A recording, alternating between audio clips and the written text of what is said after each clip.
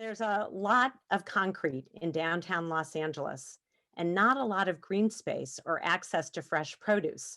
You'll learn in a moment how one organization is out to change all that.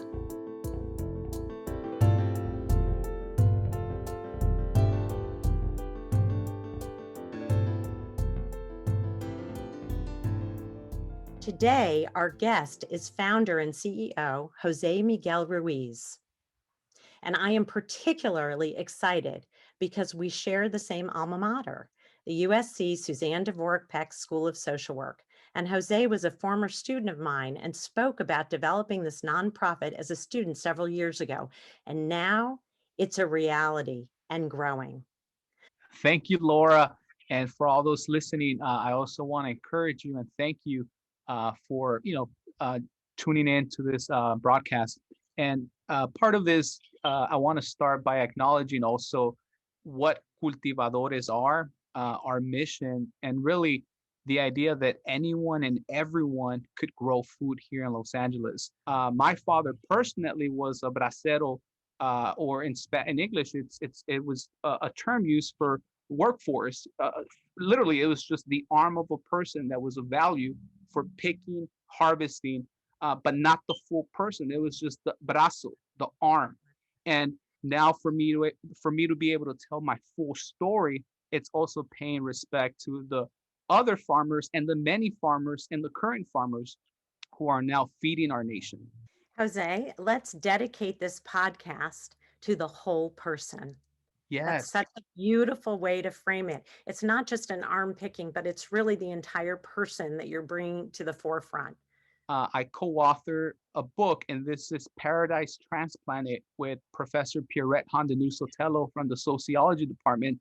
And we're looking at the idea of belonging. What does a space or a piece of land in this instance mean or represent to the individual?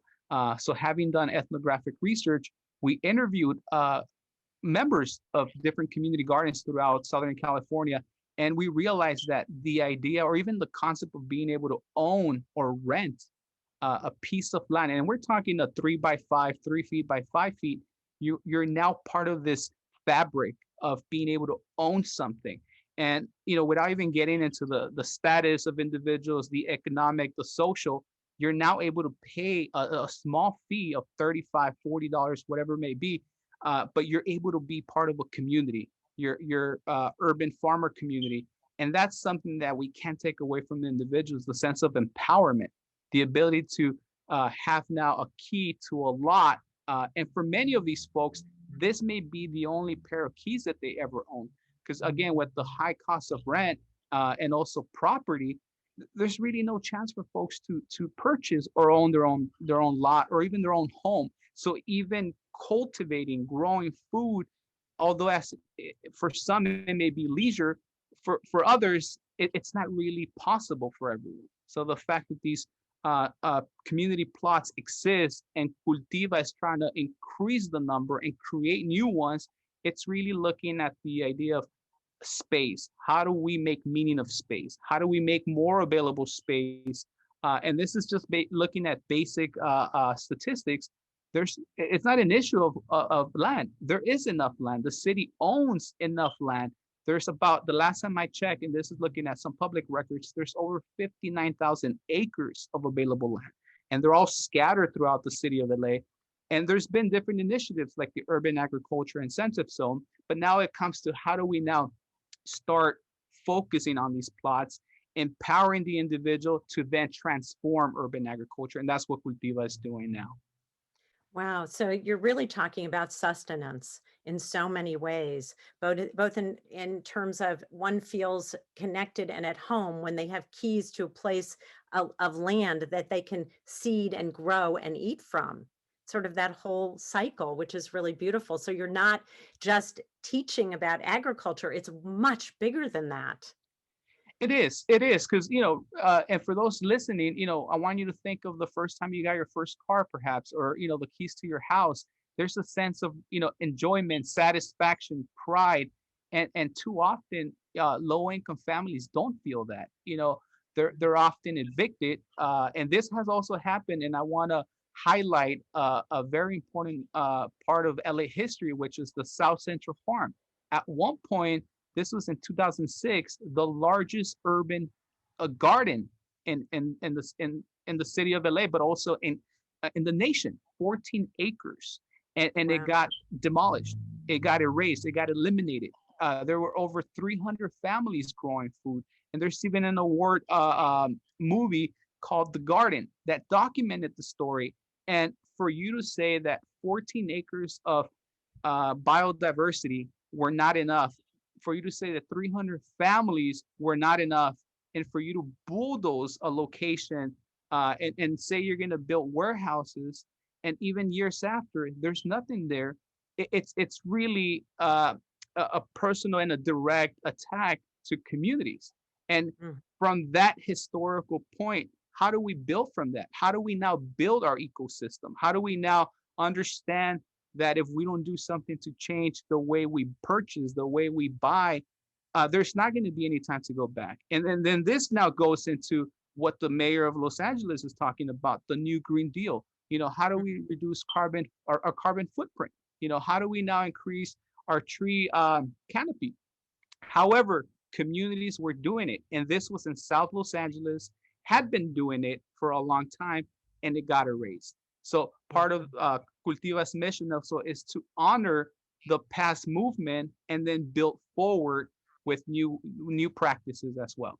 Share with us your model because your model is really, I think, particularly unusual and special, that it does include the sense of people. You talked a bit about that in sustenance, but it's social enterprise and it's environmental justice. Walk us through that process and what you do for the folks who are volunteers and recipients and participants, because I think it is building a community from within outward. Yes. So our model in doing these interviews, as I mentioned, at different community gardens, we were now talking about your personal identity. What do we refer these? Are they gardeners? Are they the person that comes at 6 o'clock in the morning and wakes you up with the leaf blower? Who are these folks? Are they farmers? Do they identify as farmers? Because when we think of farmers, we think of Joe with the overalls and a shovel, right? So there was really no description for what we were trying to do. So in hearing and listening to some of the members growing, and again, we're talking growing okra in South Los Angeles, growing Swiss chard, growing cucumber, growing a lot of these very delicacies or special herbs like papalo, chipilín.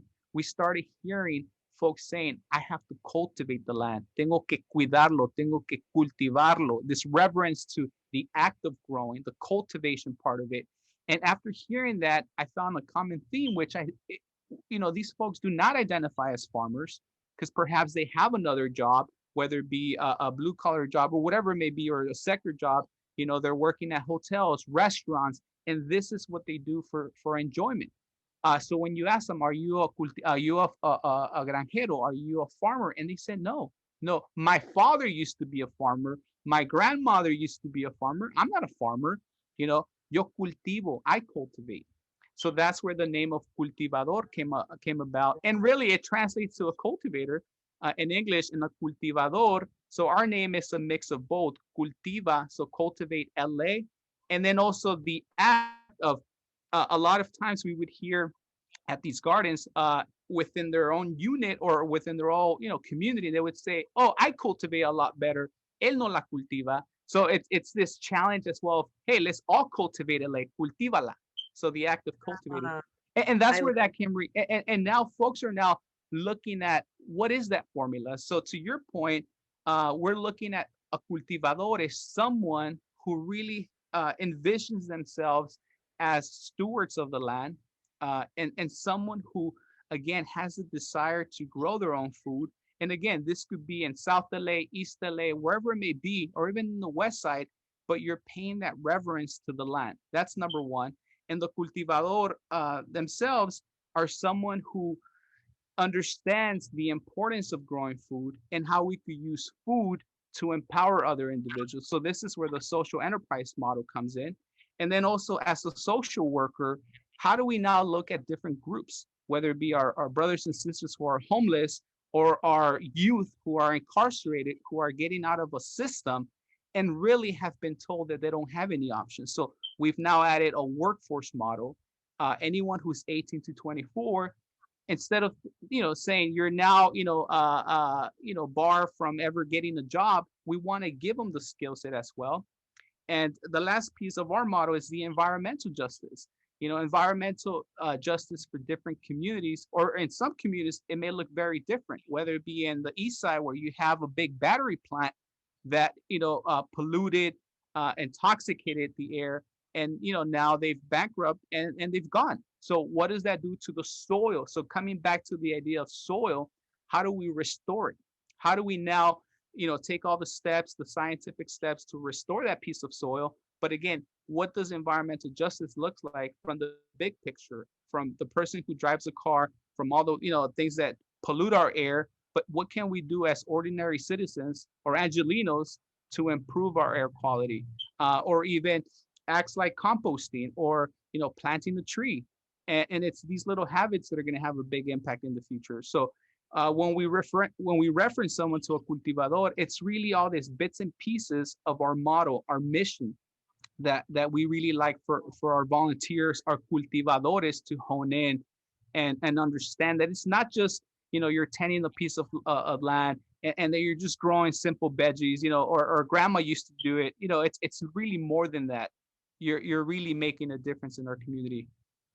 What we're doing is nothing new. As I mentioned, we're actually going with one of the oldest professions, which is farming and or growing food. And everyone eats, so everyone could relate to it. But we must not forget that the city of LA was built on arid land, communities that farm. Where if we talk about Riverside, the green belt, citrus used to grow. And I think what we've done as a society is try to pave our way out in the name of improvement, in our name of we got to build our way up. But what we're doing is saying, wait a minute, let's incorporate both. That's going to happen. It's inevitable. But let's not forget about the green space, because at the end of the day, my children won't have a place where to go to the park. My children won't have green space to go to. We could build all the fancy hotels. And in fact, we are now working with a local council member, Gil Cedillo, and having the right of entry to a community garden, which is a block away from one of the prestigious hotels here in downtown LA. And if we look at the impact of having a piece of land, a very high value piece of land, and now we're going to dedicate it to growing food, it sends a statement that you can't erase the history of LA, which has been growing, which has been built on growing food. And I think if once we forget and pave our way out, a big chunk of the collective memory erases with it as well. How do we tell members of the Ritz-Carlton and say, yes, how about some community benefits agreement? How about we work together? How about we supply you food? How about we have a rooftop garden? And that's where the social enterprise comes in as well, where even at one of our sites at the Westlake Community Garden, we have our members who are propagating the aloes, who are propagating the different herbs, and are now introducing it back to the community. And we're now posting an alternative. We're not competing with, let's say, the Home Depot or the Lowe's, but we're providing an additional alternative. How about you spend your dollars locally, where you can now reinvest your dollar, or make your dollar go further. You could go anywhere else as well. It's just like any other business. We're here to offer you an opportunity to spend your dollars with us. Where do you see this growing, for lack of a better word, no pun intended? But tell us really, where does that vision take you in having a social impact? Being able to purpose people from all walks of life, looking at the act of growing to empower their own community. Again, there's enough community gardens. However, community gardens haven't been connecting, haven't been responding in the same way. So what we want to do is use our model, which we have, these different gardens. And again, we're very strategic in locations because we want to be able to be in the south side. We want to be able to in the east side, and then have a major piece of land where we could grow all this produce and then send it to our network within a small mile radius. So for us, our impact would be that we're able to now cater to these different communities. And again, every community is different. One model, one garden doesn't fit all. In some, you have a lot of Asian individuals who may want maybe bok choy, who want mustard seeds. In the south side, like we have seen, mustard greens, okra, and that's what we want to cater, right? But understanding the basics, in order for you to operate a community garden, we need a community tool shed. In order for us to have a community garden, we need access to water, we need access to land, and all this is almost like a franchise model. You're able to, if you want to open a Burger King, a McDonald's, you got to have A, B, and C. What is at the top of your wish list? And the answer cannot be money or funding. And that's a tough one. But what's at the top of your wish list if the answer cannot be money or funding? For us, it would be using your geographical lens. We have 59,000 acres of available land. Think of it as, hey, my child goes to my school. Right now, we have all these LAUSD schools shut down. That's available land. Think about maybe that corner property where folks keep on trashing it. That's an available garden. That's a cultiva space. Could I CultivaLA that space? Think about that vacant lot that constantly keeps getting broken into. Could I now talk to my local council member or person and say, why aren't we growing food here? Why aren't we planting something here? And I think if everyone starts thinking as a developer, and this is the real challenge, developers are doing this. It's called market research. The big high-end hotels are coming and saying, where can we profit? Where's the foot traffic? Where can we get the most bang for our buck? And that's the same approach that we're using for our model, specifically for the Westlake community. Within the 1 mile radius, we're hitting 30,000 families. So imagine if we increase this to 5%, 10%, we have an available, abundant market that we could sell our produce to, or even offer our produce to. So it's the same lens that I would encourage folks to start thinking. If I want to improve my community, if I'm tired of not having options, it is now my job to start thinking as a developer, as someone that is willing to invest in my community through Cultiva. And that's really the challenge, but also the opportunity for us to see it from that lens. So well said. You have changed my personal lens with that statement. I will be outside looking around and thinking to myself, yeah, that could be a CultivaLA area where it's just land that's sitting there and could be so used in a remarkable way. I share that wish for you. It's a great one. What makes your organization gutsy? You've shared a lot about what makes it special, personal to you. What makes it particularly gutsy? All development, any future project has to be done on soil. And whether you cement it, you put a foundation, you put a parking garage, it all starts with soil. So for us, being able to go back to the soil, and in this case, whether to grow, to plant a tree, it's being gutsy enough to understand the soil dynamic, understand the purpose of it, and how eventually, and this is the life cycle, everyone goes back to soil. Whether your beliefs may be one or another, we all go back to that big compost maker. So part of it is, how do you now understand the power of it, how it has the ability to filtrate, to break down nutrients for good, or it could be, again, repressed, compressed, and built upon without giving anything to offer. Why aren't we building at the Dodger Stadium Cultiva Garden if the Levi Stadium has one? Why aren't, for example, the Lakers? We should be looking at different institutions, different franchises doing something like this. So for us, is we're open to that. We're not limiting ourselves to just the small community garden that has been around, that is only going to grow a few vegetables here and there. We're looking, and with this, it's, how do we make urban agriculture sexy or attractive? How do we now start thinking about it? Because at the end of the day, what we don't realize is that the average farmer in the United States, it's 55. So imagine if a 55-year-old, 60-year-old is growing your food, it's just a matter of time before they perish. And there's Yeah. not going to be anyone growing your food. So if we Yeah. don't make it attractive, guess what? There's Yeah. not going to be any food. And for us to really just start thinking, hey, it's okay for you to farm. It's okay for you to, start discovering this idea. It's okay for you to even look into a profession. It's very rewarding as well. And my background, having gone from working in different sectors, different parts of California, to now making a commitment to lead CultivaLA as the executive director, but also to see it from a business point of view. How do we Mhm. maximize? How do we increase employees? How do we now make it in a way that's self-sustainable in all ways, and that it keeps increasing, and actually make it a green job for a lot of the Angelinos that live here? Yeah. So, what's the best way for people to reach you? Yes. The best way would be to go to our website, and that's at www.cultivala.org.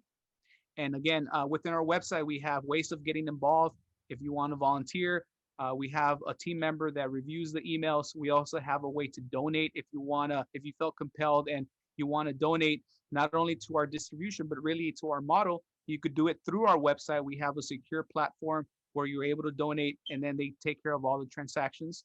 And then also, if you just want to, stay in touch, there's a way of also getting involved.